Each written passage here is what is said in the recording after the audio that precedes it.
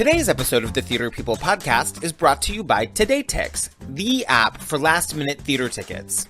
Download the app for free in Google Play or in the App Store, and use the code TheaterPeople at checkout to save $20 on your first purchase. Again, the discount code is TheaterPeople, which of course is theater with an E-R-P-P-L. You guys, just a reminder that a free and easy way to support Theater People is to click on the ads on the website. I've been saying this at the top of the show for the last few weeks, and you guys have been doing it, so thank you so much.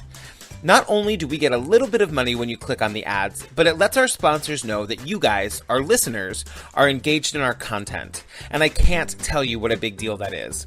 Speaking of the website, you guys, we are adding tons of content, so you really should check it out. I'm writing weekly blog posts in which some of theater's biggest stars share some of the best advice they ever got. And we're adding video content in which our guests share some hilarious onstage mishaps. There's a video of Laura Benanti and her mom telling funny stories, and today's guests, Krista Rodriguez, Andy Mientes, and Alex Boniello shot videos with us as well, which are really too funny to even try to describe. See for yourself at www.theaterpeople.com. That's theater with an ERPPL.com. And while you're there, if you see an ad that looks even slightly interesting to you, click on it. It's a great way to keep Theater People a weekly and free podcast. Okay, now to the show.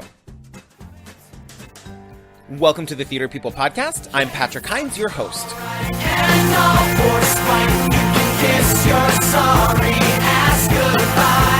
You guys, there is a lot going on in this episode today. First of all, this was our first time recording an episode with 3 guests, which makes this a 4-person episode, including me. Crazy! And you guys, those 3 guests are some of the hottest young actors working on Broadway today. They are Krista Rodriguez, Andy Mientes, and Alex Boniello. They are here to talk about the stunning and Tony-nominated Deaf West production of Spring Awakening that was on Broadway earlier this year that they all starred in. We recorded this episode the day after the Tony nominations were announced, so there is a palpable excitement in the room, which made this interview even more exciting. I don't want to spend too much time on the intro here, so let's just jump right in. Oh, we'll be making a transcript of this episode available in the next week or two for anyone who would like to enjoy the content but might not be able to hear it. Okay, here we go.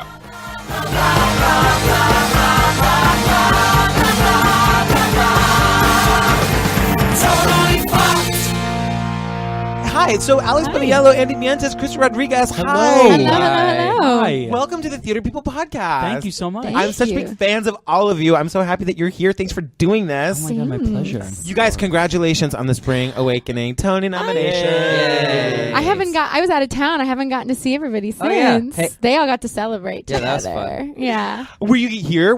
Like, you guys were They here? had a We full were here. Smash reality moment where they had a breakfast morning and watched the awards together. The nominations The together? nominations Well, I didn't together. watch the actual nomination, but I promptly went over and Yeah. joined the breakfast in progress. That is amazing. Well, congratulations. Thank you very much. How is it to have your show be remembered like that? Krista, take it. It's incredible. It's so incredible. I mean, we've been doing this a long time, and we kind of temper expectations all the time, no matter what show you're doing.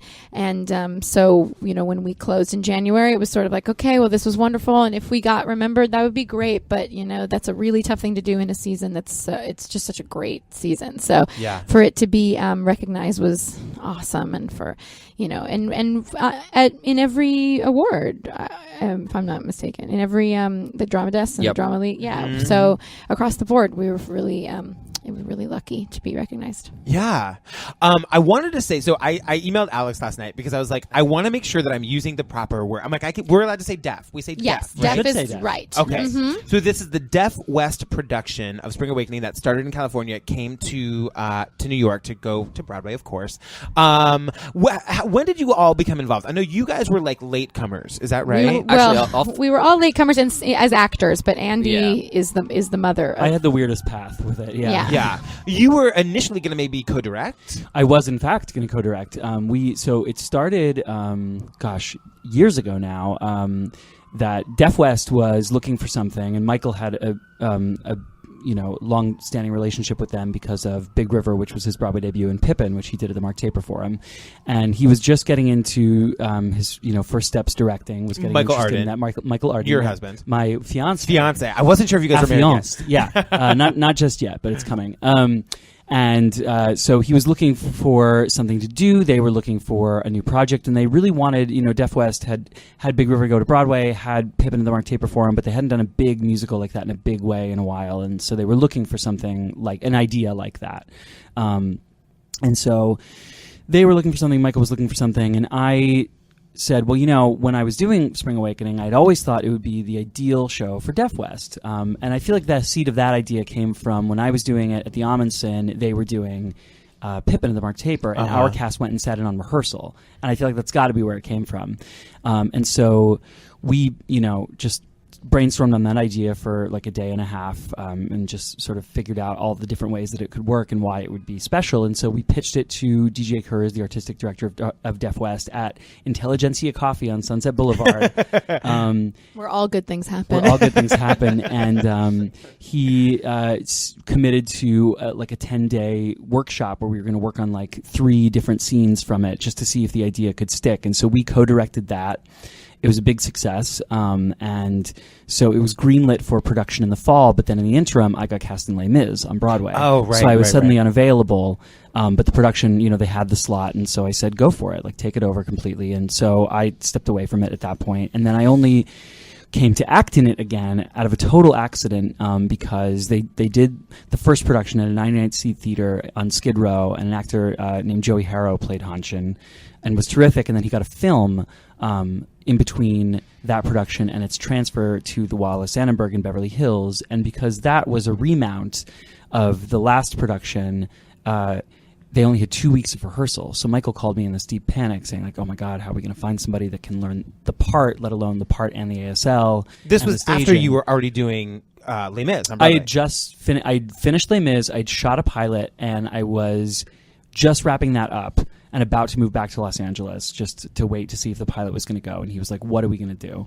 And I was like, well, like if you can't find anybody else, and if it doesn't look absolutely ridiculous that I'm still playing a teenager, then like, I'll do it. Because it was only going to be a 3-week run, just as really like a victory lap for that production from the 99-seat theater. So it was like very low stakes. Yeah. And it timed out perfectly. Like even if the pilot had gone to series, the show would have closed by the time we would have gone back into production. So it was perfect. It was a perfect little summer gig, and it just ended up turning into a lot more. God, that is incredible. And in that nebulous time where it was like, if you can't find anybody else, we need just whoever we can find. That's where Alex and I joined on as well.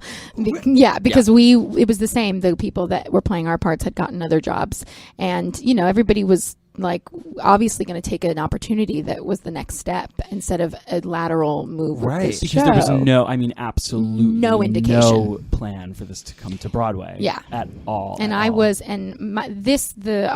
the Beverly Hills run was literally the 6 weeks in between my last chemo treatment and my surgery. And he was like, what's your treatment schedule like? No. And I was like, I don't know. What's the dates? And he gave them to me, and he's like, do you want to play Ilsa? And I was like, yeah. Wow. Yeah. And so it was like, and then he was going to do it, and then Alex Wise joined in, who's also a friend of ours, and then Alex Boniello got the Twitter message. Yeah, so how did it come to you, Mr. Boniello? Well, I've told it like a whole bunch of times in various interviews during the run of the show, but I've never done it with Andy here, so I kind of want Do you want me to hold your hand? No. Please don't touch me. I want to hear his perspective of it. So I was sitting in my apartment. I had just finished doing Brooklynite, which was an off-Broadway show. I had just finished doing it, and I was literally getting dressed to go cater the King and I reception for their like opening night at Lincoln Center, and I was like just sitting there like getting into my little like vest that I had to wear, and he followed me on Twitter, and like when someone who has like many followers follows you like get notified. I was like, oh, I guess that's not that weird. Like we know a lot of the same people. Whatever. And then like 5 seconds later, he sent me a direct message, and he just said like, hey, number one, Matt Doyle says we should be friends. Number two, what are you doing in the next like couple weeks? And I was like, nothing. Like, what's up? And he was just like sending these they were like quick and like very punk. They were like, Deaf West is doing Spring Awakening. Need voice of Moritz. Also plays guitar. Are you available? It's going to be in L.A. Could you get to L.A. and stay? And I was like, holy shit. I mean, I can curse, yeah? Yeah, yeah, please. Holy shit. Please, don't ever stop. Okay, shit, fuck.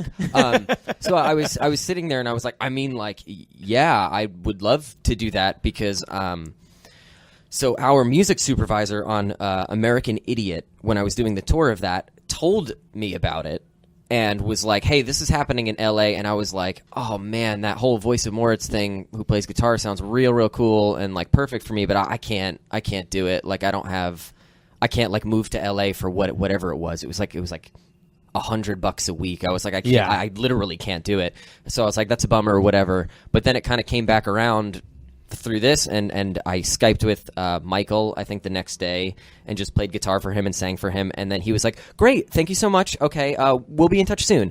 And then the Skype call ends, and then like 14 seconds later, he texts me. He's like, hey, so we want you to do it. Like, what's going on? And I was like, you tell me what's going on. So it was it was like 3 days later I was on a plane. To LA? To LA, yeah. And I was like, I mean. So you were able to make it work?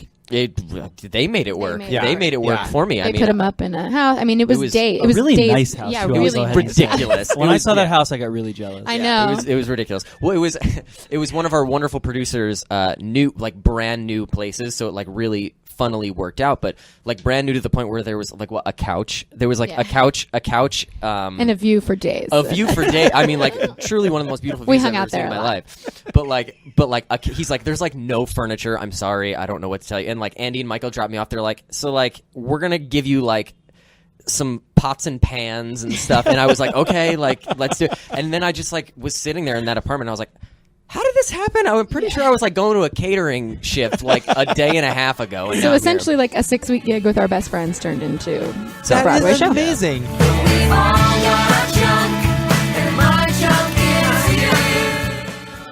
Hey theater people, I'm going to spend the next 60 seconds or so telling you about our beautiful, wonderful sponsor, Today Tix. I even wrote a little script.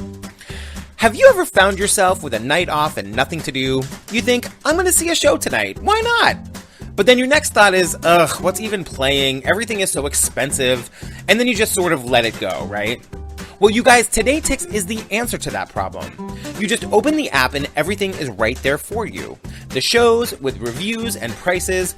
I'm actually looking at the app right now as I record this, and there are shows on Broadway that I loved that are selling for as low as $27. And you guys, Today Tix is offering a discount code just for Theater People listeners. Use the code Theater People, that's of course theater with an ER, PPL, and save $20 on your first purchase. That's basically like seeing a Broadway show for free. And yeah, if you forget the discount code, just email me or tweet me or text me when you're purchasing like Prescott did this week, and I will happily remind you. I'm serious about that. So download the app in Google Play or the App Store and then use the code Theater with an ER, PPL. It makes us look good to our sponsor and you guys save some cash. It's a win-win. Okay, let's get back to Krista, Andy, and Alex. Ms. Rodriguez, may I ask you a question? Sure. I'm curious. I'm not here to answer questions. I don't know what you think I'm doing. I'm here to wear the headphones and look cute. Yeah. That's all. So you came back to, so like you famously were in the original Broadway. Famously from where I've seen. written on stone. I was famously a swing in the original. I know, because you're a big star now, so it is like it's one of those like stories that people love. I am the least big star of who came out of that first production of Spring Awakening. But yes. So how, and you understudied this and other roles in the original production? All the females except for the adult, because I was a kid then. Right. How was it to come back to this and get to like own the role? I mean, I guess I have to say, and Mo Brady would kill me if I didn't say, we loved your performance in this show so much. I mean, I sat like literally in the front row and was like sobbing. I was like, I look like it's such a fool. But how was it to like really take this role and make it your own in this production? It was really unbelievable. I mean, Ilsa has always been my favorite role that I've ever played when I understudied it. And, I always used to say, like, it felt like, because, when you're an understudy, sometimes all of a sudden you're singing somebody else's song and it just feels like knives are jamming in the eyes. You're just like, this is not where I live, and it's so uncomfortable. And every time I would play Ilsa, I said it felt like putting on your favorite sweater. Like, you would just put, I'm like, oh, it just feels good. I just like her, and I think she's so great, and I had compassion for her, and I understood, at least I thought I understood at that point, kind of who she was. And so even, as I'd played Wednesday and done First Date and all these things, people would say, what was your favorite role? And I would say Ilsa. So when the opportunity came to play it, I was so excited. But I think I didn't really make the connection in my head. I just thought, I'm playing Ilsa as in the 2007 version of Spring Awakening, but just with sign language. And then as we sort of got to rehearsal, realizing that, like, I have to walk. I mean, the first Ilsa didn't move. She walked to the microphone. She walked away. That's true. I was like, I have to look at somebody in the eye. I have to communicate with them, and not in my first language, and Ignore me. Yeah, ignore you. Never look at you. Yeah. There was kind of like some games that, because I wasn't supposed to hear him, so I couldn't do anything unless if my back was turned to him. So I was trying to figure out how we maneuvered. Anyway, those are the technical things about it. On the flip side, I was going through this major life event at the same time, which I didn't realize would so beautifully parallel Ilsa's experience. And I think, do you mind just telling people who maybe don't know? Yeah, sure. So I was diagnosed with breast cancer about 8 months before we'd done the Beverly Hills run. And so I had been going through chemo, and I was having a double mastectomy and all of that. And that's why this show kind of fit right in. And we actually got the call to go to Broadway as I was recovering from the surgery. I was like hopped up on drugs. I had to be like, is this real? Did this actually happen? Or did I like fever dream this thing that we're going to Broadway? And I did radiation all through our rehearsal during Broadway and everything. So it's just this production has been so linked and tied into my cancer experience. And so the experience of playing Ilsa now, where she had to grow up a lot faster than all of the kids in the town. Right. And she experienced great loss, and she experienced sort of what it felt like to be attacked as a woman in some way, hers with some like sexual deviancy, and mine with sort of this disease that attacks a lot of your femininity. And I just sort of, and in the I keep calling it the off-Broadway run, in the Beverly Hills run, Michael had this great idea to have me take off my wig. I wore a wig for the first act because I was very bald while we were doing this. So, kind of just showing the experience of a girl who went from something kind of innocent and happy-go-lucky and what can happen when everything sort of falls apart. So it was really beautiful to be able to take all of that and push all of those experiences through this character, and then getting to work with Michael. Michael just like had such a vision for it, and I've said this before, I really believe that Michael is just as madly in love with Ilsa as I am. And so we just both took our like intense passion for how to treat this character and like threw it together. So yeah, it was an incredible experience. It feels to me a little bit like an elephant in the room to not acknowledge that this is a production that starred deaf people, and we don't have any of them here with us for this conversation. But that said, I wanted to talk a little bit about your experiences. And Alex, yours was a little bit different, I would imagine, from Andy's and Krista's, because you were, of the three people here, you were the only one that was doubled. So you and Daniel Durant both played Moritz. Yeah. And so just to explain to people who didn't see the production, you were the singing and speaking voice for him, right? For that character. Can you talk a little bit about the experience of working with him on the two of you creating this one character? Yeah. So, it was as they said, this was a remounting when all three of us joined. So, for the most part, things were staged. All the like really intricately difficult ASL translations, for the most part, had been done. The bulk of the work had been done. So, when I came in, my job was to make sure I knew all the lines, make sure I knew all the songs, and then I was also playing the guitar in all of the songs of the show. So I had to learn the guitar score. So while they were learning ASL, I was in the corner, like, making sure I knew the guitar stuff. And that didn't even include the work that I had to do with Daniel. So the first day of rehearsal, there was like this ASL like workshop type thing, and I was taking an Uber there with Andy, and he was like, just so you know, this is going to be like really interesting for you. because I'd never met a deaf person ever until Oh, this. wow. So I was like, what do you mean? He's like, you're going to see. Just walk in. It's going to be fine. So I walked in the room, and I'll never forget it as long as I live, walking into a room that theoretically would be so loud and like bustling with communication that I understand. It was a room full of these kids who were so excited to see each other again, and it was dead silent. And they were all fully conversing with each other with like hand movements that I didn't understand a single one of. I mean, a lot of people, for whatever reason, like were lucky and got to learn the alphabet in like elementary school, like the ASL alphabet. I didn't know anything. You weren't a Girl Scout. I was not a Girl Scout. I was not a Girl Scout. So I walked in there. I was like, oh my God, this is wild. But Daniel knew that was the case for me, and Daniel knew that I liked video games, and he knew that I was playing his voice, and that was kind of the first thing that we did. He gave me a big hug. We sat down. He pulled out his cell phone and he started typing things and showing things to me. Wow. And a fascinating thing about Daniel too is there are so many different levels of deafness. There's hard of hearing, which means maybe you can hear little. There's profoundly deaf, which means you're completely deaf. And some people had their hearing for the first like 2 or 3 years of their life, so maybe they can approximate sound, or they're better at like lip reading in some levels. Daniel had never heard ever, so sound does not exist in his world, period. So he thinks in concepts, and he thinks in pictures in a way that we think in words and language. So when he was typing to me, English is his second language, so that's pretty clear. So that was fascinating for me to learn right away. I was like, oh wow, like it's similar to if someone's first language is Spanish and they're typing English to you, you'll notice things like that. Wow. I know it truly is fascinating. So we sat down and he opened up his script, and he would point to a line and he would show me what the line looked like in ASL, and I was like, okay, can you do that again? I very quickly learned what the sign for again was. And just putting your hand into your palm. I learned again and slow and wait and help. Help. Those were our first signs. And toilet. Those were the important things. But yeah, so that's kind of what it was. It was very, very slow, and we had 2 weeks to do it.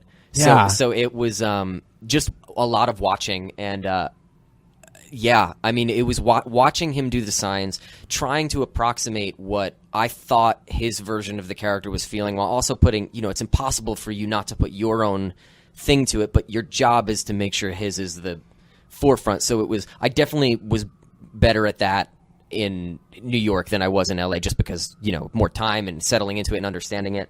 And like comedic timing was wild and took a long time to figure out. I mean, I think we figured out this one joke like 2 weeks before the run ended, where like he would hand me a cigarette and I would smoke the cigarette for him because he doesn't have hands, because he needs to sign. So there's this bit that we had where I would do it and I would blow a puff of smoke in Austin McKenzie, who played Melchior's face, and that always got like a pretty good laugh. And then like 2 weeks before the run ended, Michael comes up to me. He's like, what if you just like cough everywhere when you inhale the smoke? And I was like, okay, like let's see what happens. Maybe we can finally make this joke on. And then 2 weeks before the show ends, we realized that's exactly what has to happen to make it hilarious. So it was just a lot of that. And I know this is kind of a rambly answer, but it was I love it was a rambly experience, I think. Andy, I'll direct this to you then. Yeah. It sounds sort of like the deaf actors it sounds like the hearing actors maybe were working around the deaf like it was like their playing field that you guys were coming onto. Is that how it felt? Absolutely,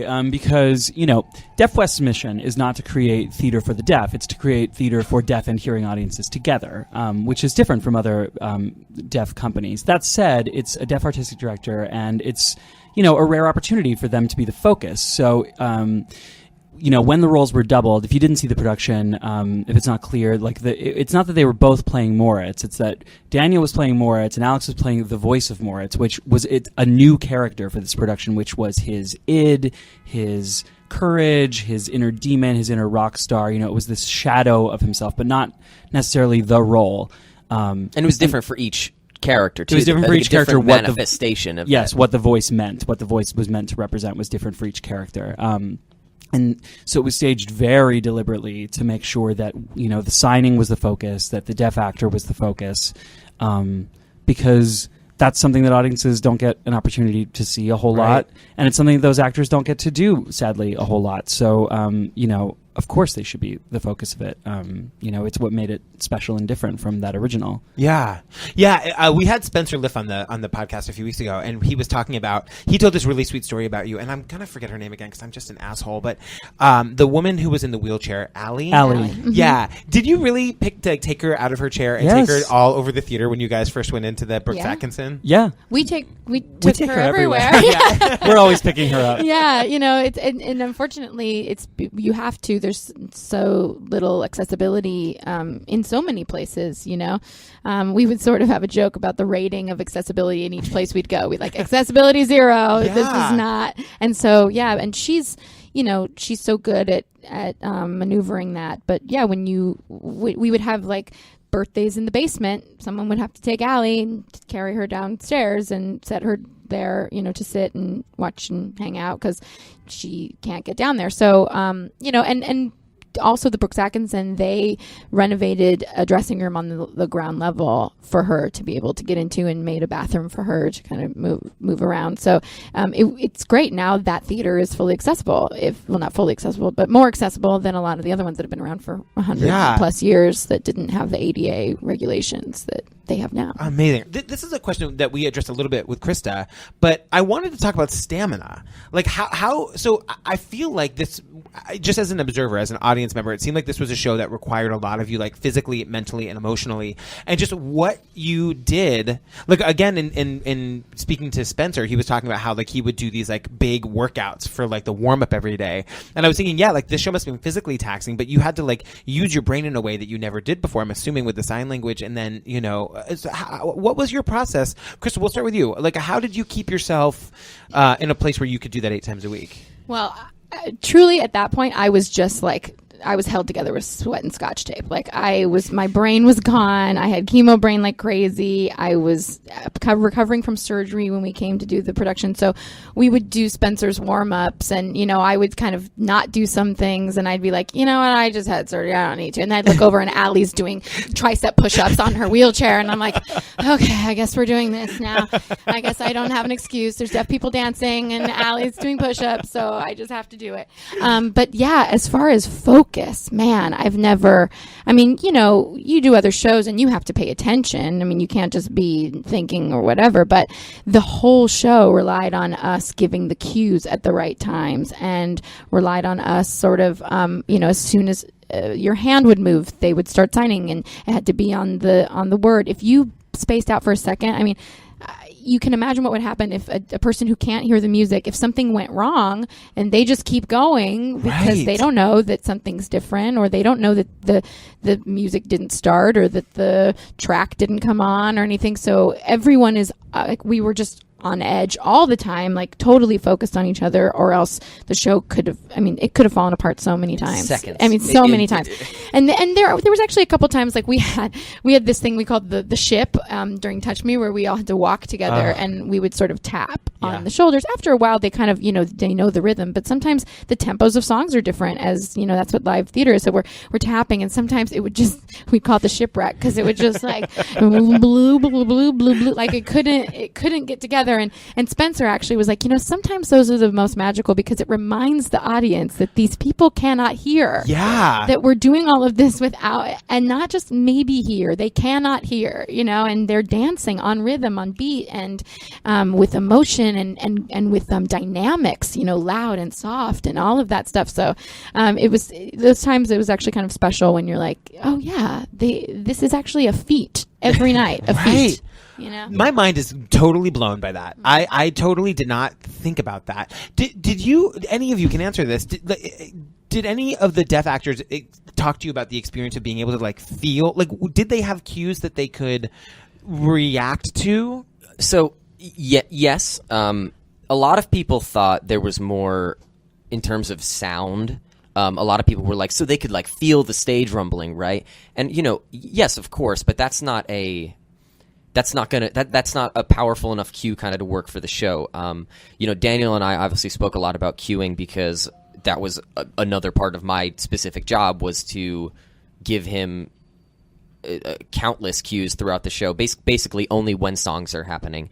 So things like understanding when a cue needed to be like when I would need to give a cue in the English of my singing that would service him the best, that would make him start signing at the right time to match up with the English. And like Don't Do Sadness was a really, really big thing for that, because he had to jump off of a staircase and I would give him this cue and he would always be late. And I'm like, why, what's going on here? And we would meet with with Spencer and with the ASL team, why this is happening. And one of our ASL masters, Elizabeth Green, is the only hearing ASL master, and she goes, well, it's because you're thinking about it like a hearing person. So, why do you think? And I was like, because I'm tapping my chest when I want him to jump, but his brain needs to see it and then jump. Right. And so for someone who's hearing the music, because like I would want to be like, you just sail away, because tap. That's when I want him to jump. Right. But I would have to go, you just sail away, because tap, like in the middle of my, and it was like a tapping your head, rubbing your stomach at the same time thing, right? And realizing that that's how it has to go. And then like Daniel and I would laugh. He's like, it's working now, and I'm like, yeah, it's working now. He's like, why? And then I would try to explain it to him. I'm like, I don't even have the vocabulary in your language to explain to you why this works, but just like trust me forever and ever, and we're great. And he's like, okay. And God, that is such an amazing story. It was really hard. Mr. Mientes, do you have any insight as to whether or not you guys will perform on the Tonys? I don't. I know that they're very hopeful and they're working hard, but it's we've been closed. There's not a show to sell tickets to, and there's not really a reason other than it would be an amazing thing to showcase that community on the Tony Awards to do it, because it's very expensive. Like, I don't know if people at home know this, but don't tell them. They don't know this, that the show, it's not that, CBS pays everybody to be on the Tonys and invites the numbers that deserve to be there or whatever. If you're a show, you have to pay like a very substantial amount of money. It's like, are we allowed to talk numbers or no? 6 figures. Yeah. Like a lot. You have to build your own set of money. You have to pay the actors to And- be there for rehearsal. Yeah, It's, and so it's one thing if your show is running, and so the producers accept, okay, it's this big investment, but it's a huge commercial for the show, and it will sell, hopefully a lot of tickets and make us run a long time. And it's also one thing if your cast is doing the show nightly. If we were going to perform Touch Me, say, right, we're doing Touch Me every night, so we just have to adjust it slightly for the cameras and for the space, but we're all in the same place. Right now, our cast is scattered to the winds. Yeah. Like, we are all over the country. We're in 2 different coasts at least. We haven't done the show in several months now. And, the what it would take to adjust a number...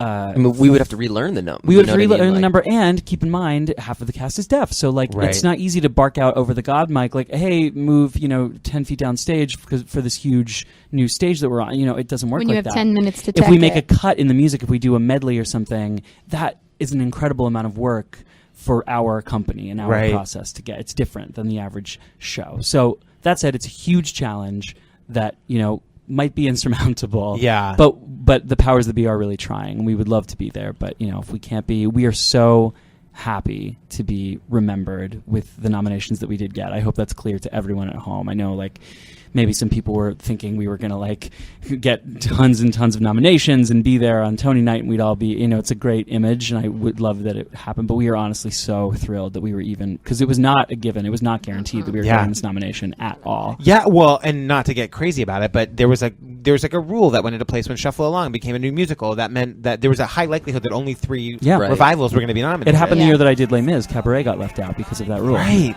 Yeah. It's a bitch of living, just the bitch, nothing but your head. So Alex Boniello, Andy Mientes, Krista Rodriguez. I hate to end this abruptly. I know you guys have to go, though. Thanks, guys. You're the best. Good luck at the Tonys. Thank you.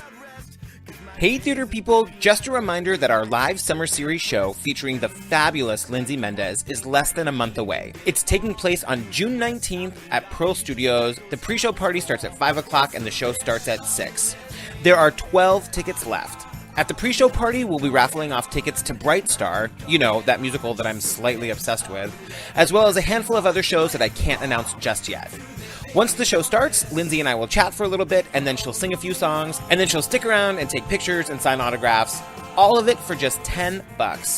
You can get your tickets to her show, as well as our shows with Eden Espinosa and Laura Osnes, at our website, www.theaterpeople.com. That's theater with an ERPPL.com, and click on the Summer Series tab. So join us. Theater People is produced by Mike Jensen and me, Patrick Hines. I edited this episode. Special thanks to our sponsor, Today Tix. Use the discount code TheaterPeople, that's theater with an ERPPL, at checkout to save $20 on your first order. Special thanks also to Steve Tipton, Bradley Bean, our fabulous webmaster, Keith Allen Herzog, Eric Emsch, Ellen Marsh, and the staff at Oswald's. We'll be back next week with American Psycho's Jennifer Damiano.